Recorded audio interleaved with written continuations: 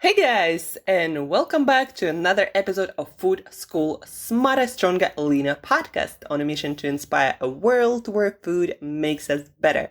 Guys, my name is Shurina. I'm a certified nutritionist, health, weight loss coach, and yesterday I thought about what I do for the people, for my clients who come to me to use personalized, precise nutrition to improve the quality of their lives.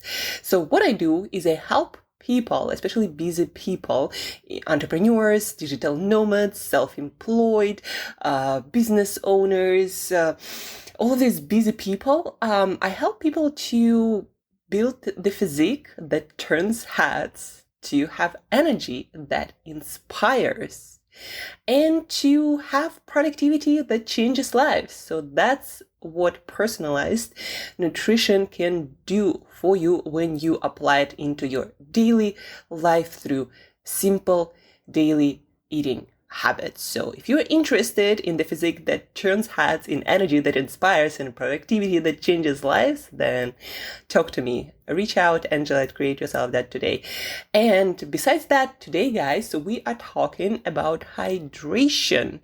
So many people actually get it wrong. Almost every week I hear someone experiencing negative, obviously, side effects of dehydration. And you might say, well, it's not about me. I drink plenty of water and other hydrating liquids. Well, it might be true, but did you know that you can drink a lot of water and still be dehydrated? Because hydration is not just about water. Actually, in order for your body to maintain hydration level or certain level of liquidity in your blood and in your cells, you also need specific electrolytes, sodium and potassium, that keep your blood levels normal, making sure that there is enough water to move stuff around. And also potassium is needed to draw that water into your cells for all the cellular processes that require water. Everything that is happening in our body does require water. Guys, if you are experiencing, you drink a lot of water, and then you still feel like you want to drink more and you feel dehydrated and you just seem to pee it out or sweat it out, so you seem to not ever have enough. If you are often dizzy, or you're often about to faint when you change your position from, for example, seated to standing. If you feel very often unfocused, your workouts suck, you feel like you can't really push yourself, like you just don't have something in you, low on energy, cranky and moody, slow digestion and elimination, skin problems, your skin just doesn't shine and seem to have a lot of different issues, just doesn't look right. A lot of the things and many more are related to your hydration levels, guys. We are, as adults, probably about 70% water, and we need water for every single process in our body. And again, it's not just about consuming it, it also helping it to stay in the right places. A lot of people these days, for example, complain about holding too much water. But what it actually means is you eat enough sodium to make the water stay in your blood, but you don't consume enough potassium from things like fresh fruit, vegetables, greens, lentils and beans. So you don't consume enough of this element that's called potassium to draw this water into your cells.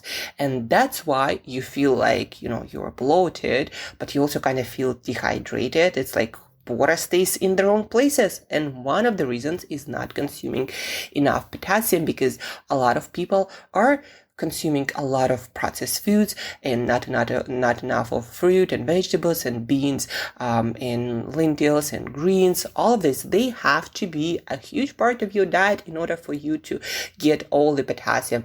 And potassium is so important, but also it's so hard to get right. And that's why they don't even put it in supplements, a lot of it, because also your heart rate, for example, your blood pressure, your blood sugar, potassium has a lot to do with that. And it's so individual. So most companies do not put a lot of potassium into supplements because it can backfire. And actually, in some countries like Switzerland, you can't even get potassium unless you have a prescription. So getting it from food is the only really viable method for now. So also, if you are experiencing this side effect that you feel you hold a lot of water, not eating enough potassium might be the issue. And very practical way to get all the right amount of sodium. Actually, sodium might be not getting enough of it, might be an issue for you if you are eating a really whole food diet, really clean, what people call it, right? You eat a lot of fresh foods, you cook your meals, you don't eat processed foods with added sodium. So you are very active, maybe you sweat a lot in sauna or doing exercise, or maybe you're in a hot climate, and you might end up not consuming enough sodium because you also hear you gotta eat low sodium, but actually low sodium only is good for people who eat a lot of processed foods, who already have a lot of health problems, especially high blood pressure. So for them, it might be an issue. But if you eat a really clean diet and you've been doing that for a while, then probably not eating enough sodium, not eating enough salt might be your problem. So you need to consume at least 1 teaspoon or 5 grams of salt to get your sodium. So that being said, guys, let me give you a little bit of an insight into my life, how I make sure that I stay hydrated, properly hydrated, so water goes and stays in all the right places. With every half a liter of water I drink, I make sure to consume a big pinch of rock salt. And why rock salt? Because it has bigger particles. You can use any salt, but I find it very convenient to have a few of those, pieces of rock salt. Obviously, they are still quite small, so they are quite convenient to swallow. And I grab a pinch of that rock sea salt, and with every half a liter of water, I do that. And here in Mexico, it's really hot and I sweat much more. And so I consume usually probably about 4 liters of liquids, 3.5 maybe, in teas, and coffee is also included in that. So maybe I drink a couple of liters of water, and then there are all these different liquids. And I eat a lot of fresh fruit, so also a lot of liquid I get from fruit and vegetables, because they are almost 80-90% water. So I consume a big pinch of salt with every half a liter of water. And another thing I do is I add a lot of salt into my food when I cook. And I usually eat every other day some canned seafood like sardines or tuna, so there is some sodium there, unless it says no salt added, right? If you eat something like salted nuts, you might be getting sodium there. But my routine, and it seems to be working, again, it's very individual, so you need to kind of go by feeling that you drink enough water and you don't hold any water. So if you squeeze some part of your body, or if you wear socks, when you take them off, there is no really obvious line. That means that you have good level of hydration, that water doesn't stay in your blood, but also goes into your cells. So anyhow, my routine is big pinch of salt with every half a liter of water. Try it, see how it works for you. Salting my food, eating a little bit of things that have added salt, like canned seafood, for example. And for potassium, I just make sure that I eat enough of foods that contain potassium. And what I do is once, maybe every week, every few days, I put all of my food into this nutrition calculator to figure out, what amount of potassium I'm getting. And it seems that for a lot of people, getting 4-5 grams of potassium from foods is a good amount to have.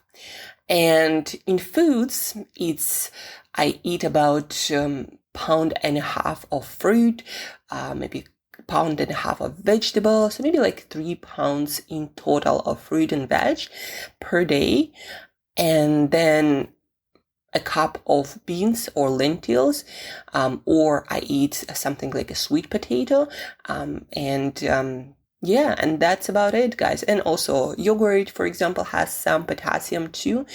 And I seem to get plenty of potassium. I get usually around 5 grams, 4 or 5 grams per day. If you want me to figure out for you how much potassium you get every day, then please reach out. And I'm going to ask you for a food diary with exact amounts of food per day. And then I'll tell you, whether you do get enough or not. Great sources of potassium, by the way, again, besides bananas and avocados, you might have heard about that.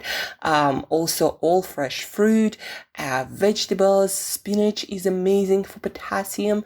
Make sure, though, if you cook your food, then potassium, if you cook your spinach, for example, then that potassium will leak into water, a lot of it.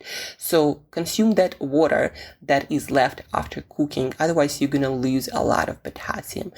And that's it, guys. These are a couple of practical pieces of advice to get your hydration right. So to recap, hydration, it's not just about the water or liquids you consume. It's also about how much of it stays in the right places in your blood and in your cells. And if you feel like you hold too much water, you might not be getting enough potassium. If you are always drinking, and it seems like you're still dehydrated and you're just peeing and sweating it out, it means that you might not be getting enough sodium. You might, because of dehydration, you might feel dizzy, low on energy, cranky, your digestion might be off, your workouts might suck, so a lot of things can happen. In order to get enough sodium and potassium, I suggest to get a big pinch of salt for every half a liter of water you drink, or if you have more in your food, in your meals, then take that into account. For potassium, have at least a couple of pounds of fruit and vegetables. Also eat things like sweet and regular potatoes and beans and lentils that are also rich sources of potassium, and you should be fine. And again, 2 main things that you should monitor is, number 1, if you hold water, potassium might be an issue.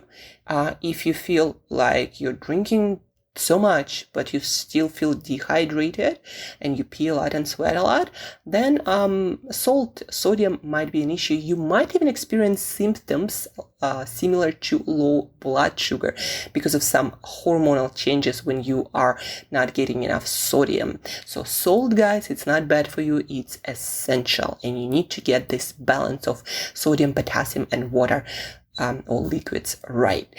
If you have any questions still, please use the link in the show notes to fill in the form with your question, and I'm going to address it either personally, if you leave your email, or on this podcast. So use that. Guys, have an awesome weekend. Plan something active to sweat more, and don't forget to hydrate the right way when you do so.